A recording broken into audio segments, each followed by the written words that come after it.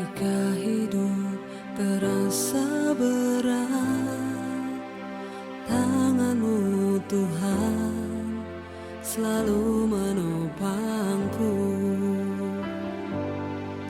Di saat jalan terasa buntu, cahaya-Mu Tuhan selalu terangiku. Mujizat-Mu masih terjadi tiap hari, selalu terjadi. Mujizat-Mu masih terjadi setiap hari, selalu terjadi.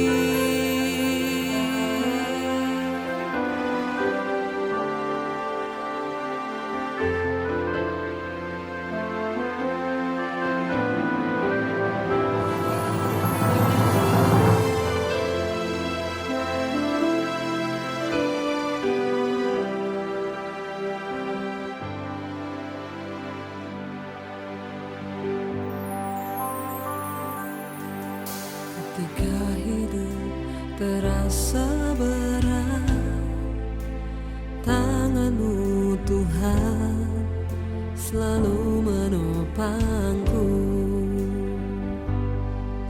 Di saat jalan terasa buntu, cahaya-Mu Tuhan selalu terangiku. Mujizat-Mu masih terjadi tiap hari, selalu terjadi. Mujizat-Mu masih terjadi setiap hari, selalu terjadi.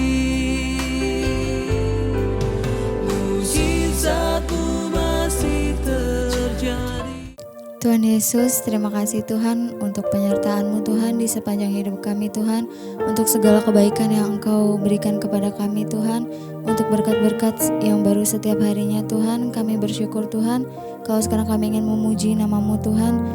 Berkati agar semuanya berjalan dengan rencana-Mu Tuhan. Amin. Yesus, Engkau anugerah terindah dalam hidup kami.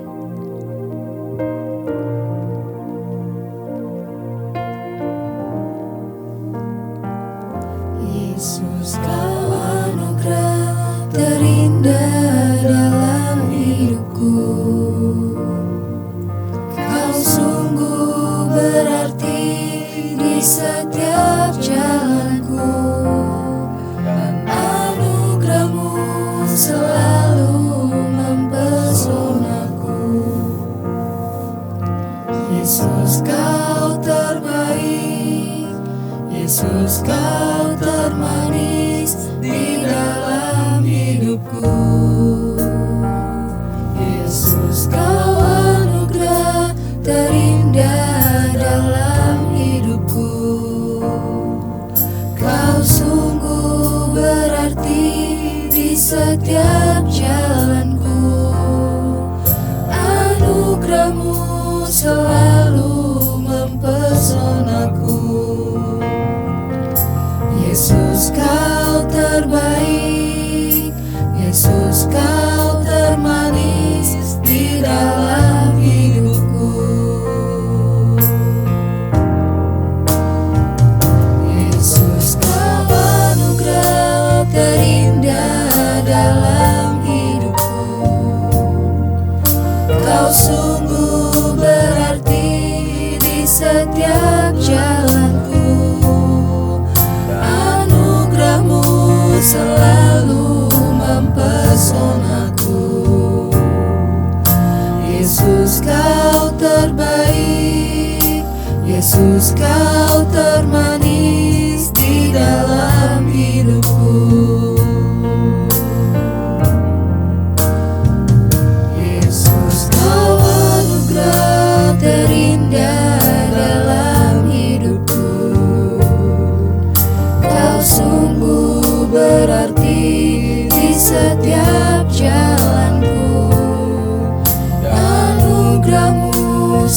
selalu mempesonaku. Yesus kau terbaik, Yesus kau termanis di dalam hidupku. Kuasa-Mu terlebih besar, Tuhanku terlebih besar. Tak pernah terlambat janji-Mu ya Tuhan, menolong hidupku. Kuasa-Mu terlebih besar, Tuhanku terlebih besar. Tak pernah terlambat janji-Mu ya Tuhan, pulihkan hidupku. Kuasa-Mu terlebih besar, Tuhanku terlebih besar. Tak pernah terlambat janji-Mu ya Tuhan, menolong hidupku. Kuasa-Mu terlebih besar, Tuhanku terlebih besar. Tak pernah terlambat janji-Mu ya Tuhan, pulihkan hidupku.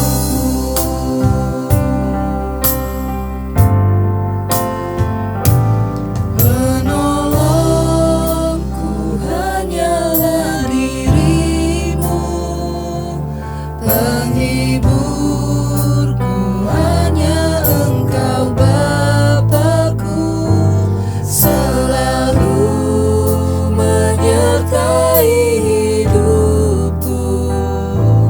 Kau Bapa-Ku yang setia. Penolongku hanyalah diri-Mu, penghiburku hanya Engkau Bapa-Ku, selalu menyertai hidupku. Kau Bapa-Ku yang setia.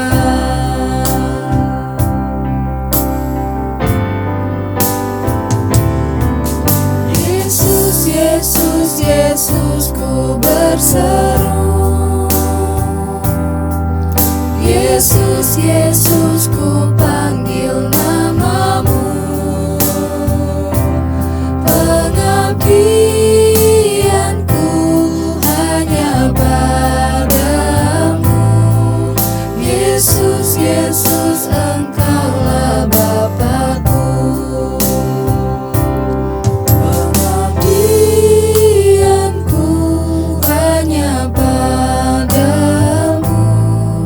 Yesus, Yesus, Engkaulah Bapa-Ku. Pengabdianku hanya padamu.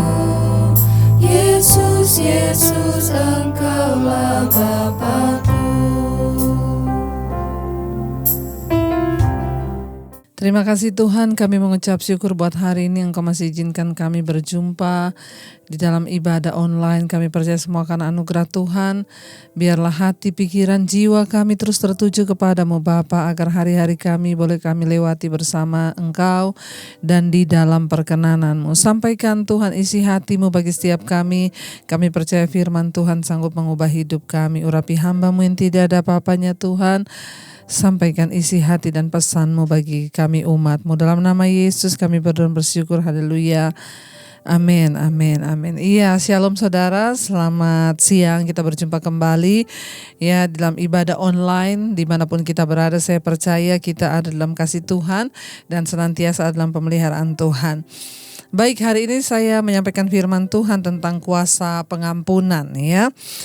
Dalam hidup ini saudara, seringkali kita itu menganggap sepele pengampunan ya. Ketika ada orang yang melakukan kesalahan kepada kita, lalu kita membiarkan kesalahan itu menjadi sebuah kepahitan dalam hati dan kita gak bisa mengampuni.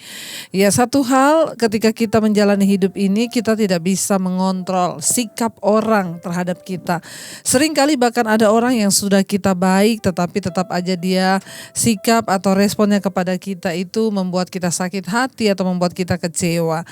Tapi ya Tuhan mau untuk kita ini hidup tetap dalam pengampunan dan terus melepaskan pengampunan. Kenapa saudara? Karena itu hari ini kita akan belajar sama-sama. Ya, saya berharap supaya kita semua saudara tahu ya betapa pentingnya kuasa pengampunan dalam hidup kita agar kita tidak tertipu, tidak terkecoh. Kenapa? Karena kalau kita tidak mengampuni maka kita bisa binasa dan tidak mendapat bagian dalam kerajaan Allah.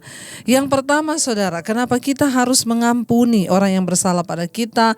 Mengapa kita harus melepaskan ya pengampunan bagi orang lain? Yang pertama, Injil Matius pasal yang ke-6 ayat yang ke-12 ya. Injil Matius pasal 6 ayat 12. Yesus mengajarkan kepada murid-muridnya ya untuk mereka itu berdoa Bapa kami, saudara ya. Yesus berkata, jika engkau berdoa dan apabila ya kamu berdoa, janganlah berdoa seperti orang-orang munafik, kata Yesus. Tapi berdoalah seperti ini, doa Bapa kami. Jadi kalau ada siaran atau tayangan hamba Tuhan yang berkata bahwa jangan lagi doa Bapa kami karena itu sudah tidak relevan, ya maka itu adalah salah saudara. Sampai hari ini kita harus berdoa Bapa kami. Kenapa? Itu adalah doa yang paling sempurna yang diajarkan oleh Tuhan Yesus. Itu adalah pola doa sempurna. Ada pengampunan, ada mengampuni, ada meminta kehendak Bapa. Ya, karena itu ya kita harus selalu berdoa Bapa kami dalam hidup kita saudara ya. Yesus mengajarkan kepada murid-muridnya saudara. Dia berkata kalau engkau berdoa, berdoalah seperti ini. Injil Matius 6 ayat 14 berkata karena Injil Matius 6 ayat 12 berkata, dan ampunilah kami akan kesalahan kami seperti kami juga mengampuni orang yang bersalah kepada kami. Itu adalah salah satu isi pokok doa di dalam doa Bapa kami.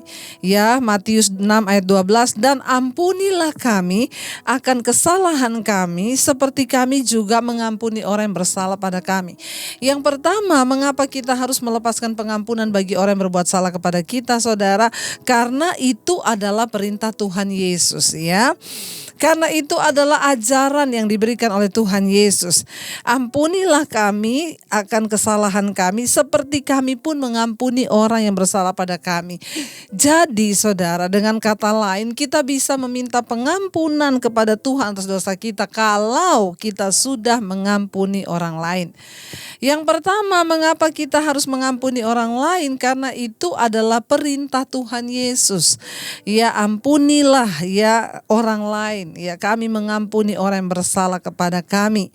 Ya, jadi kalau Tuhan yang memberi perintah untuk kita mengampuni berarti itu adalah firman, hukum yang harus kita taati dan kita ikuti.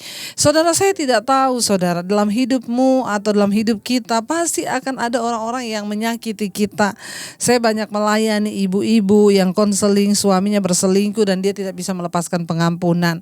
Ingat, kita menjadi orang yang bodoh kalau kita tidak mau melepaskan pengampunan. Kenapa? Karena kita gak bisa kontrol keadaan apa yang datang dalam hidup kita, tapi kita bisa mengontrol bagaimana kita berespon. Dan yang Tuhan mau adalah mari kita berespon sesuai dengan firman dan kebenaran agar kita tidak salah di dalam hidup ini.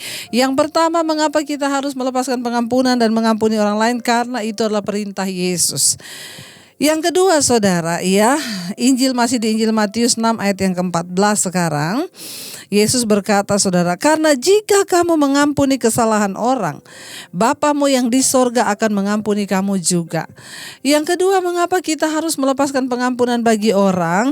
Karena ketika kita melepaskan pengampunan bagi orang lain, maka Bapa juga mengampuni dosa dan kesalahan kita. Kita tidak mungkin luput dari kesalahan. Orang yang tidak melepaskan pengampunan itu orang yang sombong, yang merasa bahwa dia tidak membutuhkan pengampunan Tuhan. Orang yang tidak melepaskan pengampunan bagi orang lain itu adalah orang yang merasa bahwa dia satu saat tidak akan pernah berbuat salah. Tapi ayat ini dengan jelas berkata, karena jikalau kamu mengampuni kesalahan orang, maka Bapamu yang di sorga juga akan mengampuni kesalahanmu. Saudara, kita adalah manusia yang tidak luput dari kesalahan dan kealpaan. Kita semua tidak luput dari yang namanya dosa. Mengapa kita harus melepaskan pengampunan bagi orang lain? Karena yang kedua, kita juga membutuhkan pengampunan Tuhan. Dan Tuhan tidak bisa mengampuni kita kalau kita tidak mengampuni dosa orang lain. Firman Tuhan berkata di ayat yang lain, berbahagialah orang yang dosanya diampuni dan kesalahannya tidak lagi diperhitungkan kepada dia. Orang yang paling berbahagia di dunia ini bukan orang kaya. Orang yang bahagia di dunia ini adalah orang yang dosa dan kesalahannya diampuni oleh Tuhan. Berbahagialah orang yang dosanya diampuni. Kenapa saudara? Karena kita bisa membayangkan kalau Tuhan tidak mengampuni kita, saudara, setiap hari kita berbuat salah. Mungkin kita tidak melakukan kesalahan dengan perbuatan, tetapi di pikiran seringkali kita berdosa. Di hati seringkali kita berdosa. Dan kita membutuhkan pengampunan dan belas kasihan Tuhan agar dosa kita diampuni. Supaya apa? Supaya kutuk tidak menimpa hidup kita. Karena kalau orang hidup terus berbuat dosa dan dosa itu tidak diampuni, maka kutuk yang akan terjadi dalam hidupnya. Dan salah satu syarat agar Tuhan bisa mengampuni dosa kita, yaitu kita harus mengampuni dulu orang lain. Karena kalau kita tidak mengampuni orang lain, maka dosa kita juga tidak diampuni. Ayat ini dengan jelas berkata, ya, tetapi jikalau kamu mengampuni kesalahan orang lain, Bapamu yang di sorga akan mengampuni kamu juga. Ayat 15 berkata, tetapi jika kamu tidak mengampuni orang, Bapamu juga tidak akan mengampuni kesalahanmu. Saudara bisa bayangkan kalau Tuhan tidak bisa mengampuni kita, bukan karena Tuhan itu tidak baik. Di ayat lain dikatakan, apabila engkau datang mengaku dosamu, maka Dia adalah Allah yang setia dan adil, Dia akan mengampuni engkau. Ya, loh Bu, katanya Tuhan berkata bahwa kalau kita mengaku kita diampuni. Kok ini ada ayat yang berkata bahwa Bapa tidak mengampuni dosamu kalau kamu tidak mengampuni dosa orang lain? Saudara, artinya apa? Pintu pengampunan Tuhan itu, waktu kita mengampuni orang, kita sedang membuka pintu pengampunan Tuhan atas hidup kita. Tapi ketika kita tidak mengampuni orang lain, maka kita sendirilah yang menutup pintu pengampunan Allah atas hidup kita. Karena itu jangan main-main dengan yang namanya pengampunan. Untuk apa kita hidup dalam kepahitan, saudara? Lebih baik kita melepaskan pengampunan. Lebih baik kita melepaskan sesuatu yang baik bagi orang. Di hidup ini kita akan mengalami banyak kekecewaan, dan kalau kita itu membiarkan, maka kitalah yang rugi. Saya pernah melayani seorang ibu yang kepahitan kepada suaminya. Ya, karena suaminya berbuat kesalahan, berselingkuh. Ibu ini hidup di dalam, dia tidak bisa melepaskan pengampunan. Akhirnya itu berpengaruh kepada apa? Dia tidak bisa tidur, saudara. Ya, berhari-hari, berbulan-bulan dia gak bisa tidur. Bukan cuma itu, ibu ini mengalami satu depresi yang sangat luar biasa. Bahkan itu mempengaruhi karakternya. Setiap hari dia marah, dia stres, saudara. Ya, karena ada sesuatu yang tidak dibereskan di dalam hatinya. Kenapa, saudara? Kalau dia tidak melepaskan pengampunan, dia menutup pintu pengampunan Allah atas hidupnya. Dan ketika engkau tutup pintu pengampunan Allah atas hidupmu, maka engkau pasti tidak akan pernah bisa berbahagia dengan hidupmu. Lepaskan pengampunan kepada anakmu, suamimu, mertuamu, menantumu. Jangan hidup di dalam amarah, kepahitan. Kita ini gak pernah tahu hidup kita sampai kapan. Kita tidak pernah tahu kita diberi batasan waktu sampai kapan, tetapi selama ada waktu, bereskan, ya jangan lagi mau menyimpan segala yang pahit. Ya mari kita mulai belajar melepaskan. Tuhan, aku mau melepaskan pengampunan. Walaupun sulit tapi aku mau belajar. Kenapa saudara? Karena kalau aku tidak mengampuni orang lain, maka Tuhan juga tidak bisa mengampuni dosaku. Dan aku tidak mau itu terjadi. Kenapa saudara? Karena pengampunan Tuhan itulah yang akan membawa rahmat dan berkat bagi kita. Tapi kalau kita tidak mengampuni orang lain, maaf, Anda mau ke gereja, Anda mau baca Alkitab tamat berapa ratus kali, Anda mungkin melayani Tuhan, kalau engkau tidak melepaskan pengampunan bagi orang lain, maaf, ya engkau tidak diampuni oleh Tuhan dan engkau menjadi orang yang paling malang di dunia ini saudara ya. Kita mau sungguh-sungguh berkata kepada Tuhan, Tuhan kami mau Tuhan, supaya dosa kami ini diampuni oleh Tuhan. Biar kita mau terus berkata, Tuhan kami mau Tuhan ya. Kenapa? Karena kita ini tidak ada satupun yang bisa luput dari dosa.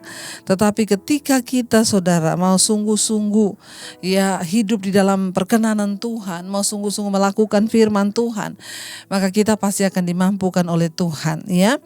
Saya ingin kita baca firman Tuhan dari surat ya Kolose pasal yang ketiga. Kolose pasal yang ketiga 13, firman Tuhan berkata begini saudara ya, Kolose 3:13. Sabarlah kamu seorang terhadap yang lain, dan ampunilah seorang akan yang lain. Apabila yang seorang menaruh dendam terhadap yang lain, sama seperti Tuhan telah mengampuni kamu, perbuatlah juga demikian. Mari kita selalu mengingat saudara, ya, kenapa kita harus melepaskan pengampunan? Ingat, karena kita juga sudah menerima pengampunan dari Tuhan. Mengapa kita harus mengampuni orang lain? Ingat, engkau pun juga sudah menerima pengampunan. Firman Tuhan berkata, jika ada seseorang yang menaruh dendam terhadap yang lain, sama seperti Tuhan sudah mengampunimu, perbuatlah juga demikian kepada orang lain. Ingat, Tuhan yang sudah mengampuni kita, dan karena itu kita juga wajib mengampuni orang lain. Siapakah kita? Saudara, kita adalah orang-orang yang pantas untuk dimurkai. Kita ini tidak ada apa-apanya. Kita ini harusnya hidup di bawah kutuk, tetapi karena kasih karunia Tuhan, kita diampuni oleh Tuhan sehingga kita ini bisa menerima anugerah keselamatan.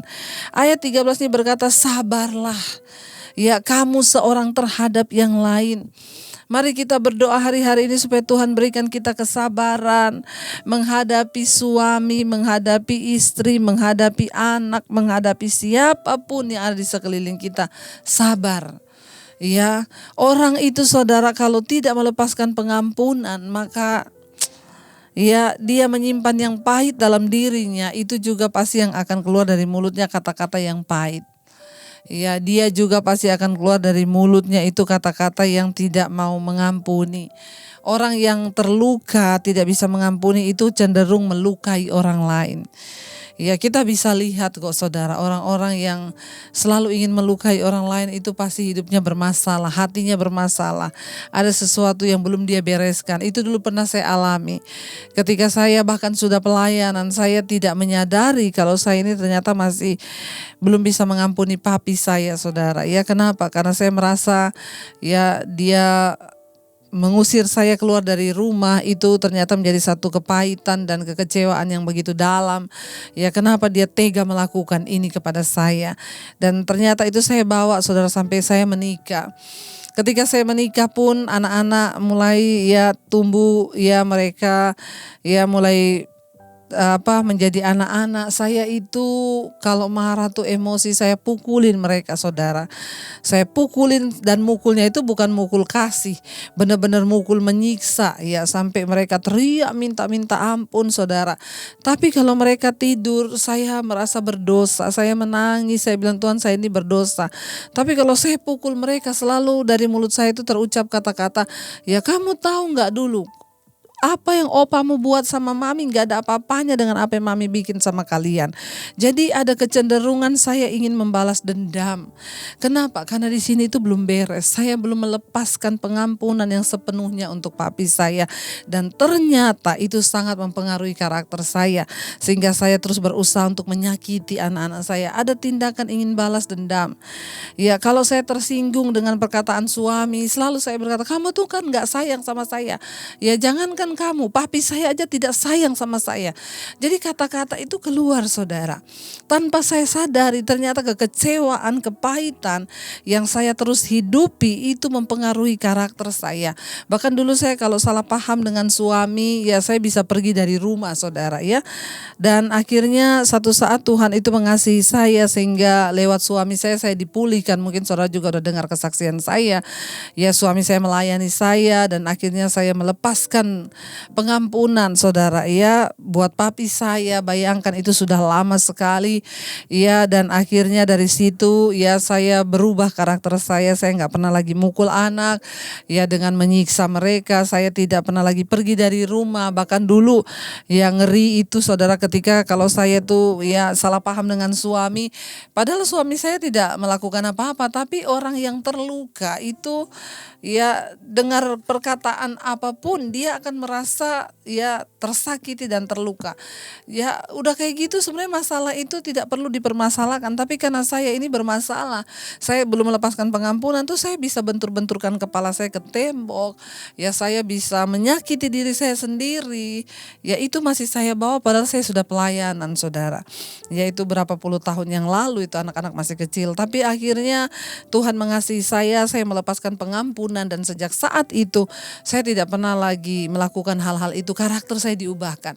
Ternyata ketika kita menyimpan kepahitan, dendam, kita nggak melepaskan pengampunan, bahkan ya amarah atau kekecewaan kita atau kepahitan kita itu akan mempengaruhi karakter kita. Orang yang terluka akan cenderung melukai. Kita bisa melihat dari perkataan orang itu ya, kita bisa tahu orang ini ya masih ada bermasalah saudara ya, sehingga bahaya sekali ketika orang masih terluka lalu dia masuk ke pernikahan, suaminya jadi korban, istrinya jadi korban, anak-anaknya jadi korban.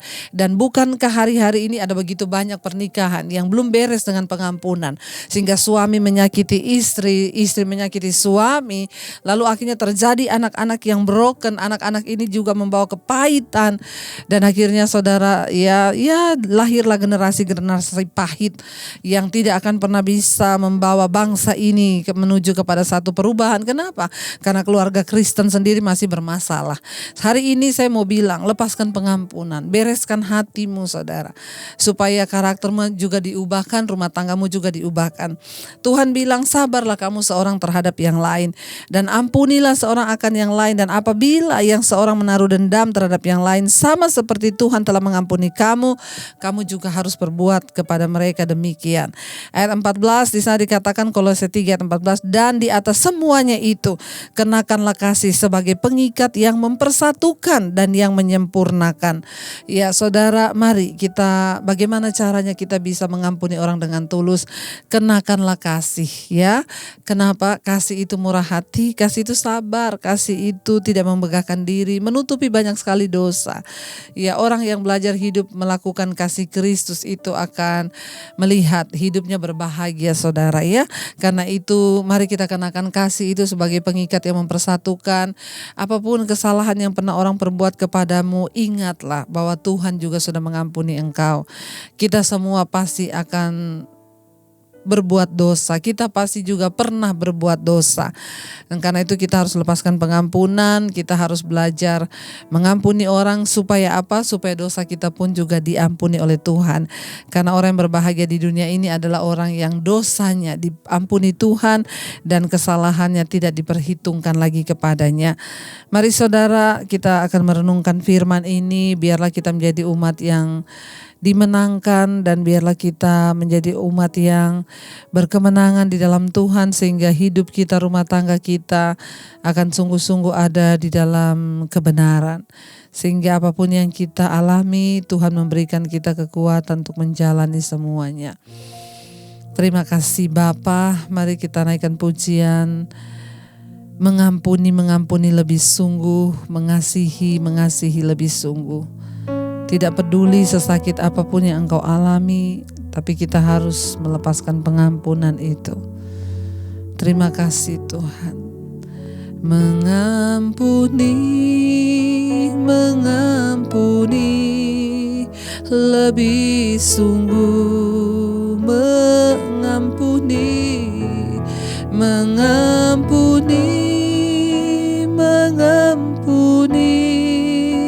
lebih sungguh, karena Tuhan lebih dulu. Tuhan lebih dulu mengampuni kepadaku, mengampuni lebih sungguh, mengasihi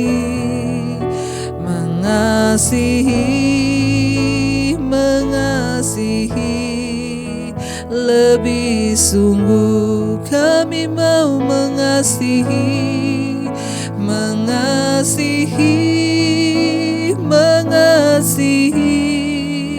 lebih sungguh, karena Tuhan Engkau lebih dulu.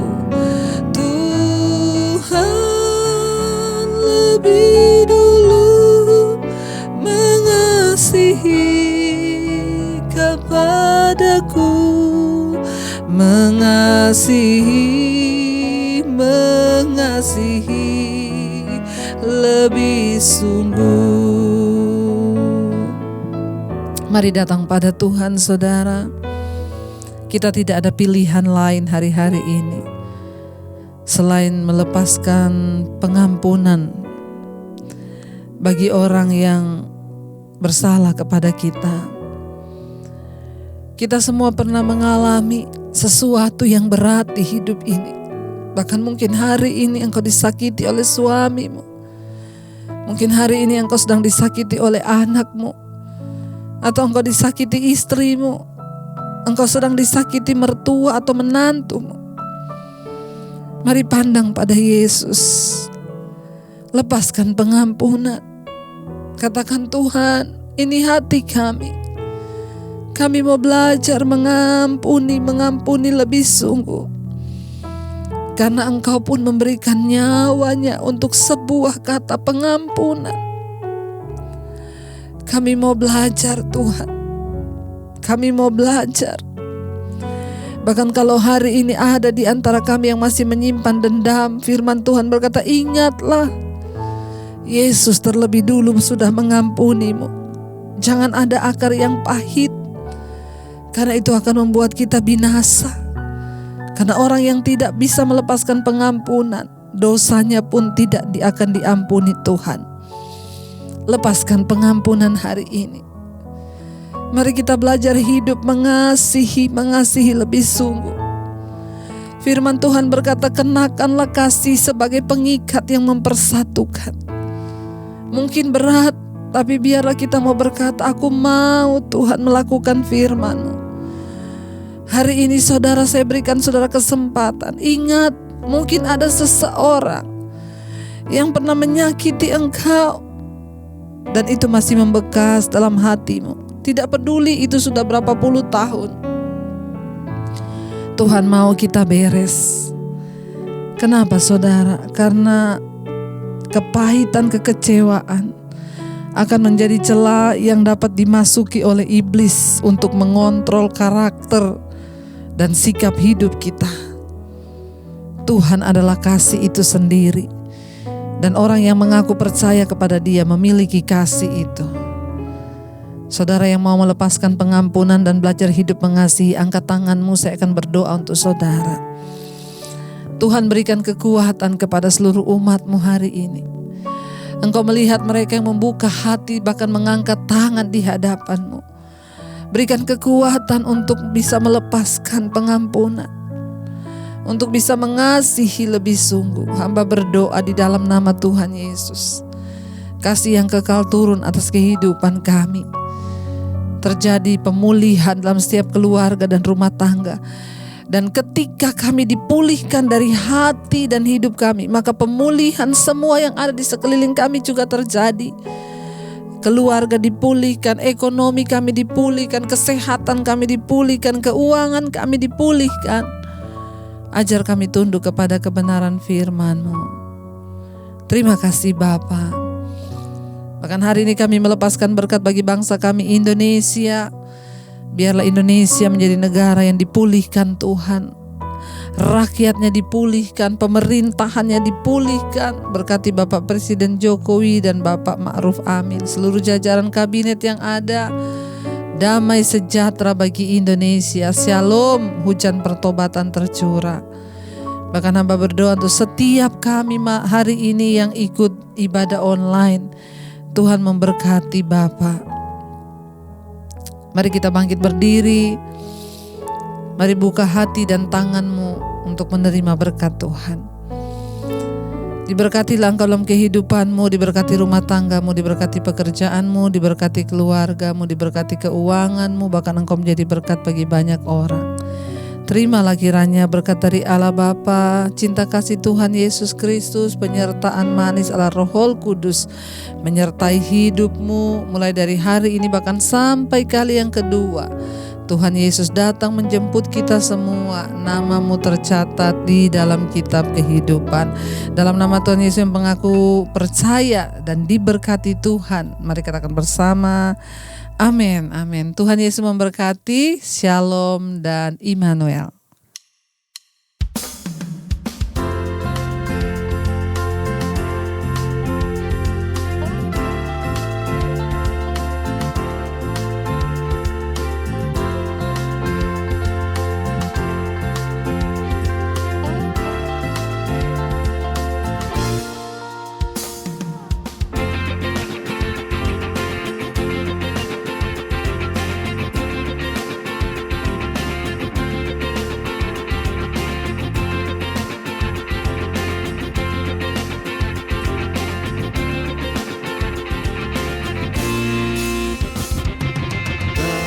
God.